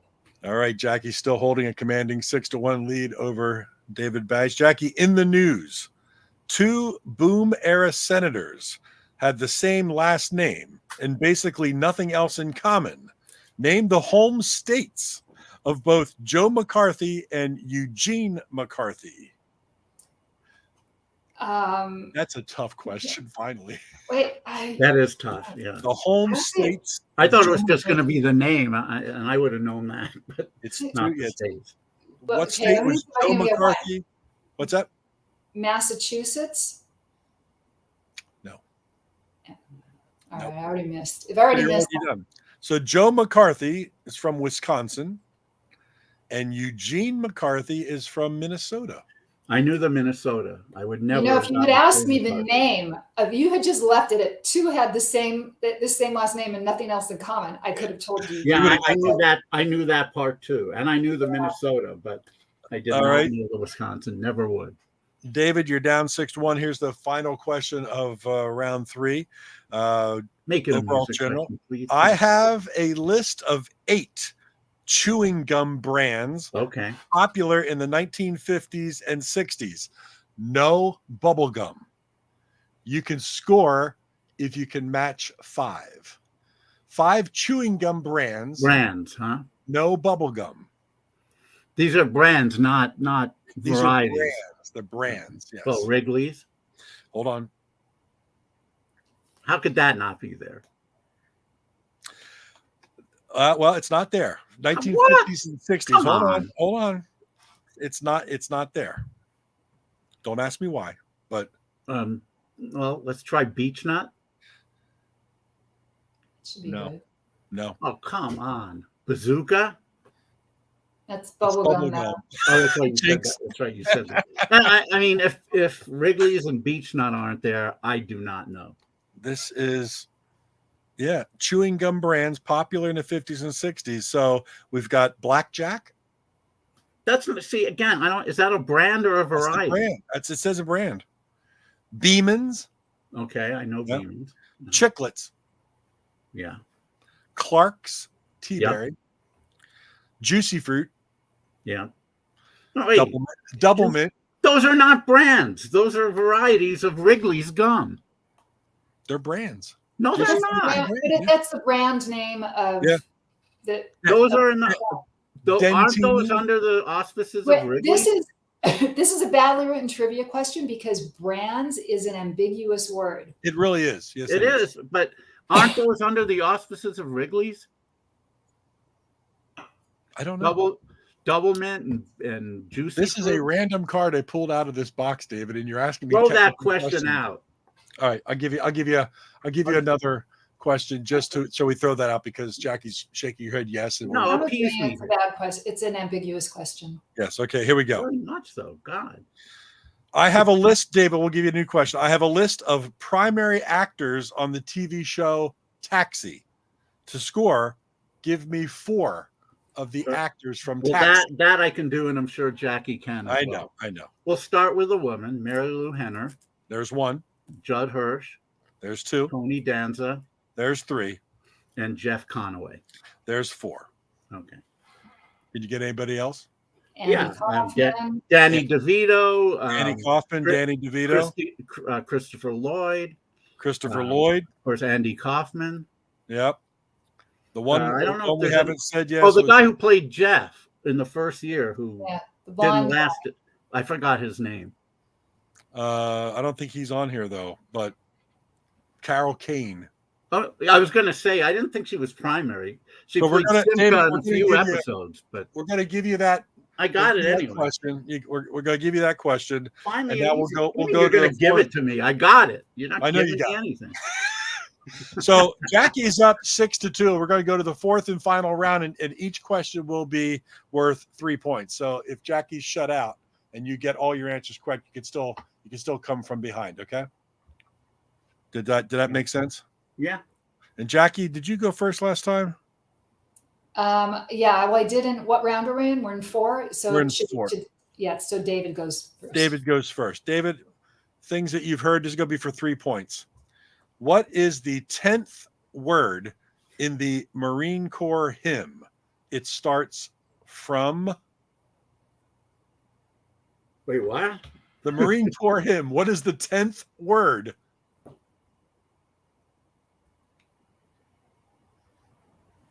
Of? No pressure, David, but I've got it. Yeah. I don't know. I saw Of? Jackie doing this. Is it of? No. Okay. It's What is it, Tripoli. It's Tripoli. Tripoli. Oh, Yeah. I forgot. Oh, okay. I On didn't the realize shores that of was Montezuma to the. I was one off. Tripoli. Damn. You weren't counting correctly. No. All right. Jackie, here you go. Things that you saw. This should be an easy one for you. Name the 2 stars of Green Acres. Oh my God. Now, are we Jeopardy rules where I just have to give last names? So I don't remember which Gabor was on it. Yeah. I mean, you should. You need to have the first name because I can name everybody on that Jeopardy freaking will show. require you to do it. That was which Gabor was it? I think I would have gotten which Gabor. I would have forgotten the other. I just would have forgotten. Whoa, I'm having my. After she finishes, can I name everybody on the damn Bruno show? Anomia. Well, I can name Arnold the pig. Come on. To me, he was the star. Arnold Was it Ziffel. Eddie? It was Eddie. Can I just give you one first name and one last name? One first name and one last name. Oh, come on. No, she has to get. Oh, I can picture him. Okay, it was Zsa Zsa Gabor? No, I'm sorry. It was Ava Gabor. I'm like, Eva's famous for something. And of course, the Eddie that you I can couldn't sit get. there and I can do, I adore. I saw a penthouse view, darling. You missed Eddie Albert. Yeah. Oh God. Yep. Then there's Tom Lester. Yep. Pat Buttram, Frank Alvey. Wow. Let me see who Ralph. I almost want to give David 3 points just for naming Sid Melton. Sid Melton was Alf, and who played Ralph, the woman? I remember. Patterson was the last name of the guy who played Mr. Ziffel. Mr. Ziffel. I'm gonna. Was it Hank Patterson? No, he was also on a Twilight Zone, a really bad one. We're gonna have to do just strictly television show trivia one day because I'd love to do like Petticoat Junction and see what you remember from those kind of things. I can name everybody on that too. I know you can. I didn't quite name everyone on this, but yeah, I know most of them. David, things in the street. With a shake, shake, shake, everything disappeared. That's it. Just a clue. Figure out the answer from that. With a shake, shake, shake, everything disappeared. What is it? Oh, for God's sakes. No, I don't get the Jeopardy. I don't get the Green Acres. I don't. I should stop making excuses. I mean, I knew going in she was going to beat me. Morton Salt? I don't know. No. Jackie, do you guess? I have no idea. It's like Etch a Sketch. Oh yeah, damn! I had one of those. Shake, shake, shake, and everything disappeared. That makes sense. Yeah. Jackie, things from school. What was the classic classroom prank that involved the whole class, required precision focus on the clock, and was even better if the teacher was a substitute? You know, I remember doing this once. we say everybody having to go to the bathroom at the same time. No. What everybody did was at an exact time when the second hand hit a certain thing, everybody dropped their books on the floor. Really? Wow, never did that. Nobody did that in my school. All right, David, it's still 6-2. So if you get this, you will only lose this entire trivia by 1 point unless Jackie gets her final thing. So you can kind of redeem yourself and come really close to beating a Jeopardy champion, but not quite. In the news, which happened first? Jimmy Hoffa's disappearance or the New York City blackout? Oh, the blackout. Jimmy Hoffa vanished in 1975. The blackout was 1977. Well, I thought there was a New York City blackout in 1965. I remember sorry, it. But the one they're talking about in here is How am I supposed to know that? I don't know, but you have lost. See, Jackie, you see what I mean? These questions are.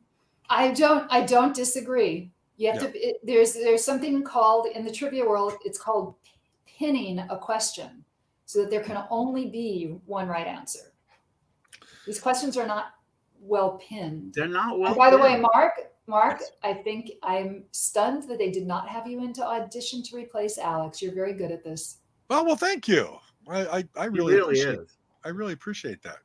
It's a nice compliment, Jackie. I appreciate it. Jackie, your final question, and this is just to really bury David in this trivia contest tonight. This is the general category. I have a list of jobs baby boomers did as kids to earn money. To match, give me 6 of them. What did kids do to earn money? Run drugs for their parents. That was not surprisingly was not on this list, but I'm not surprised. Lemonade stand. Lemonade stand is there. That's 1. Car wash. Car wash is there. That's 2. This is not money from your parents, right? No, this is just to earn money. I have 3 that I thought were babysitter. Babysitting is there. That's 3. You need 3 more. God, what else did we do to earn money? I'm guessing. Jackie, think about boys more than girls. You'll get 2 of them. No. I don't want to think about boys in the 60s. Boys had cooties. Come on. They had cooties, but they did earn money. Yeah. With or without cooties. You're talking kid. Well, let's say kids, teenagers. I remember doing almost all of these to earn money. Yeah. Running errands for people. Well, no. I mean, that's not. That would be from your parents. On here, but. I mean, you worked part time in a flipping burgers. No, this is probably. Speaking of flipping, think about this motion. Oh yeah. You're throwing a frisbee right now, and nobody ever. Throwing frisbee is not on here. Not exactly. A frisbee. Not exactly a frisbee. But Jackie, are you out of ideas? I'm out of interest. I know, David. What else are you thinking? What are you doing? Well, I was doing the paper route. You got it. That's one that we missed. Mowing lawns. Mowing lawns was on there as well. So how many are left?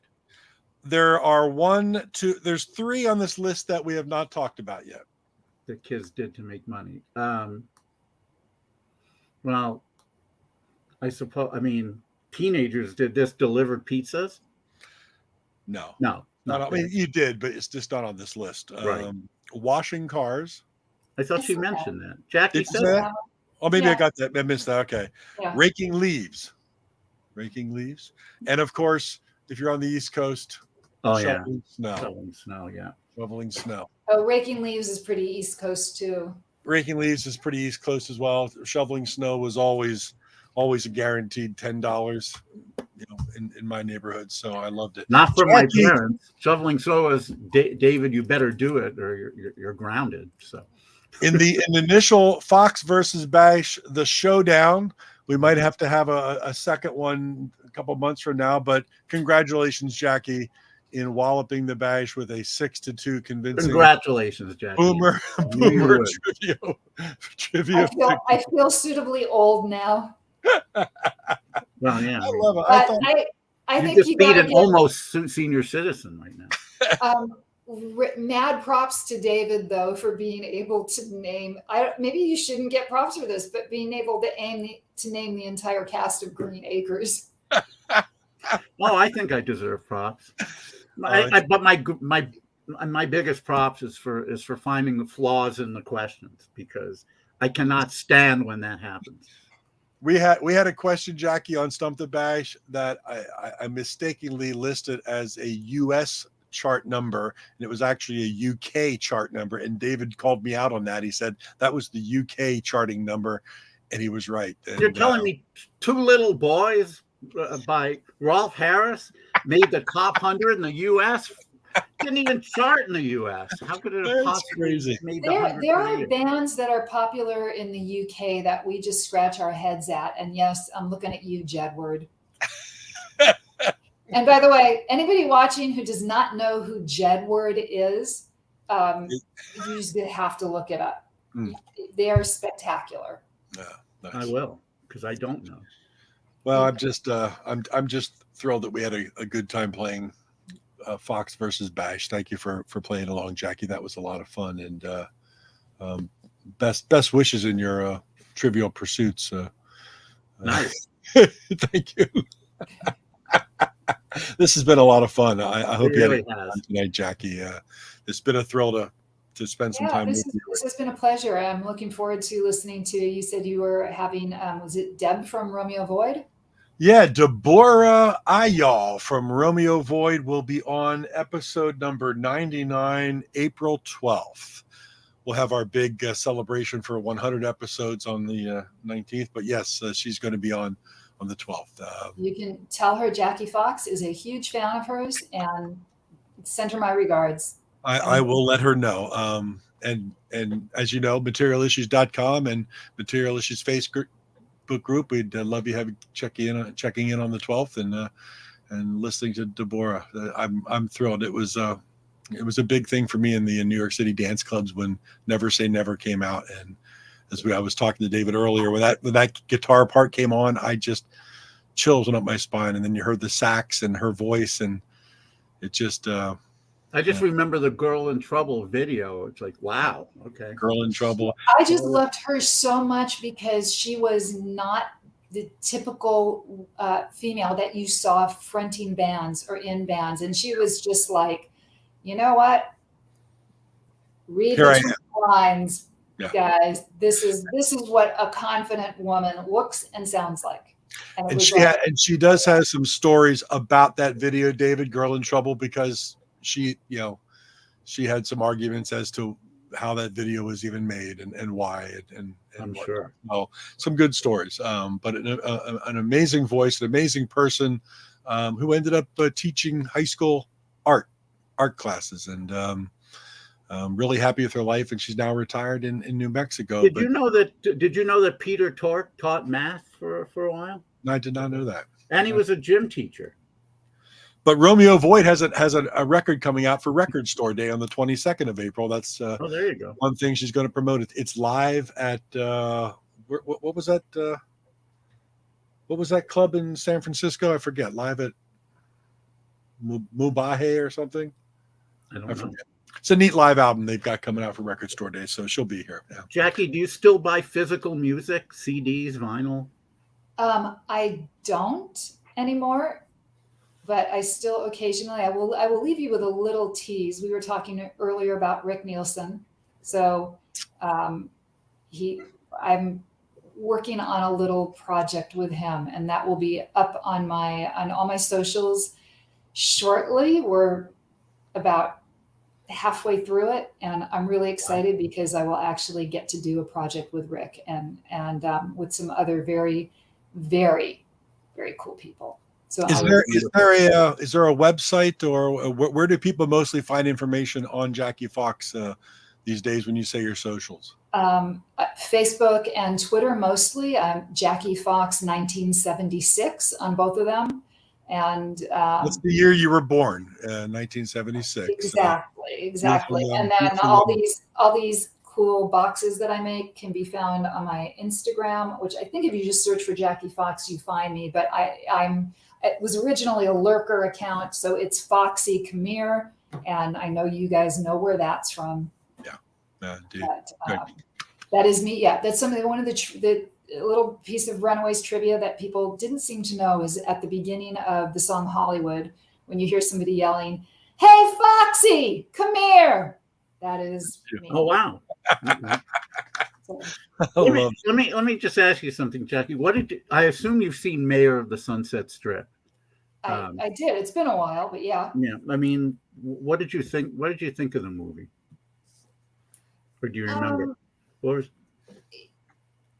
I don't really remember it that well. I remember the moment at the very end of the movie when Rodney finally loses it a little bit with George Hickenlooper, and you see this other side of Rodney, and you see what you see him in that moment, dropping the trying to be cool, and you see the frustrations that he's had, and it's a very, very real moment that made an impression on me. And I think it's that one of the things that's so hard is that as performers, and even as because I consider you both performers, you're on camera, you're doing a version of you, right? We're all doing a version of us right now. Right. There's this a difficulty for us to just sometimes, when there's a camera on us, just to be real and be us and be people who have shit going on in their lives, and things that aren't trying to feed an audience. So I think there is that moment in that movie for me, which is the best moment of it, and probably the one that Rodney wishes wasn't in there. Are you talking about the scene in the stairwell? Yes. That was actually with Chris Carter. Not to correct you, but Carter. But Chris Carter didn't George Hickenlooper do Mayor of the Sunset Strip? But I don't think the scene I think you're talking about was Chris Carter had been doing a radio show that was similar to Rodney's, and Rodney was really upset about that, and he confronted Chris in the stairwell and said, "You're me, how could you do that kind of thing." I thought this was the one where George was asking him about his family. Oh, that may be. There may be another one that I'm not remembering, but that wasn't in the stairwell. The stairwell was with Chris Carter. I mean, here's the thing for me. Rodney Bingenheimer has had a really interesting life, and he has not shared it with us. So, you kind of want to know with Rodney, who has really seen some shit given who he's hung out with, you want him to stop kind of protecting them and for him to pull back the curtain a little bit and just be Rodney. I've had enough conversations with Rodney when he wasn't when he was just being himself, to know there's somebody way more interesting under there. Yeah, I'm sure. And I don't know that he's ever going to be comfortable enough to let that Rodney be seen. But no, I feel for him, Jack. I feel for him very much. And I don't know him well, but watching that movie, he's a lonely man. And you're right. He's trapped in the persona. He can't be anything else. I think you guys should have him on. He would be a really interesting guest. That may very well happen. Yeah. I didn't think about that, but that's very true. We'll have to have somebody start the computer for him, but yeah. Rodney has, what is he? He's got to be in his 70s now, right? At least so. Yeah. He's managed to get to this point in life, functioning, doing things, and he's not the brightest guy, but he works being who he is. And I don't know if he's lonely, because I haven't talked to him other than in a professional capacity for a while. Right. but there's definitely, yeah, I think his life didn't go the way that he maybe thought it was going to, and he probably has some regrets. But he's also got some accomplishments that he should be Oh really yeah. proud of. You know, Yes. the bands he introduced over here. A lot of them. Yeah. Yeah. Well, you know, for most of us, I think our life might not have gone the way we hoped and dreamed and imagined it could have or would have or should have. But I think about it every day when I'm walking my dog. If I'm awake and I'm alive and I can get out and be in the world, I just try to enjoy it as much as I can every single day. And, you know, I will always do it. And no regrets. No regrets. So good. Yeah. That's wonderful. It is. It's life. I'm taking part in it every day. And I'm grateful. I'm grateful for David. I'm grateful for Jackie being here. It's been a wonderful show. Fantastic. Yes, thank you so much. Thank you so much, guys. And David, anytime you want a rematch, we heard it right here. We heard it right here.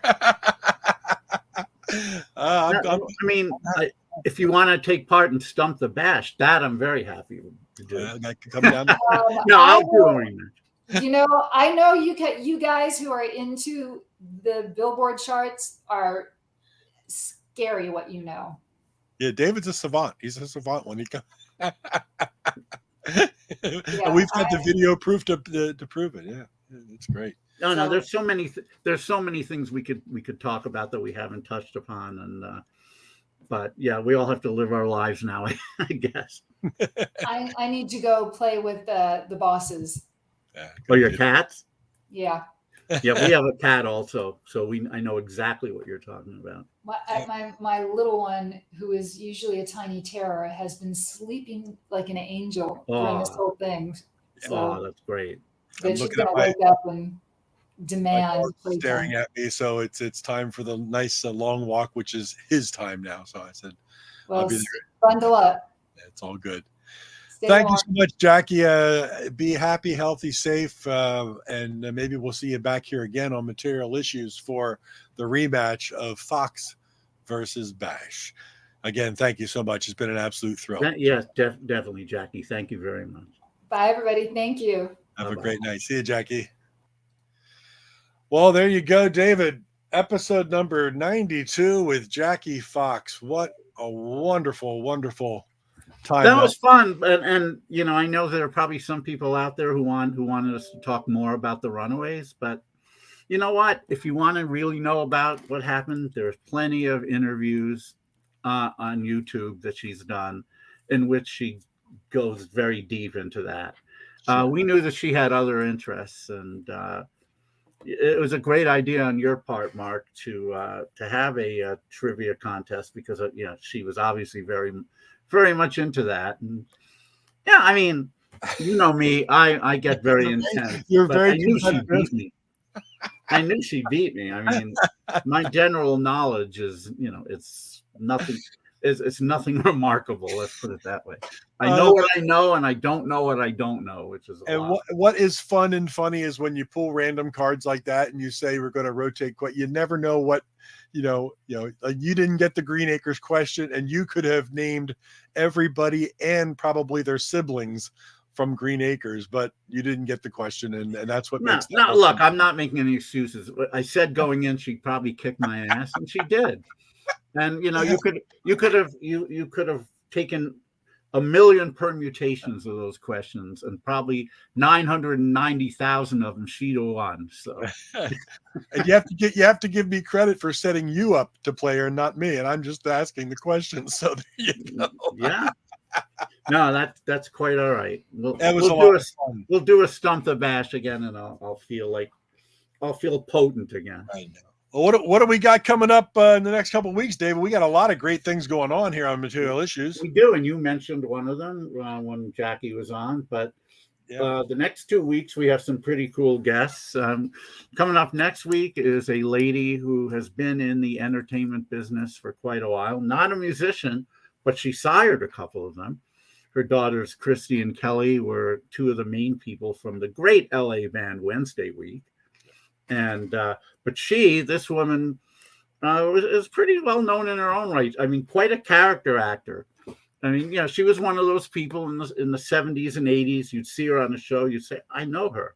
I don't know her name, but I know her. I mean, there are plenty of actors like that, mostly men, but there were definitely some women, and she was one of them. You name it, she was probably on the show. And although she's 87 now, she's still going strong.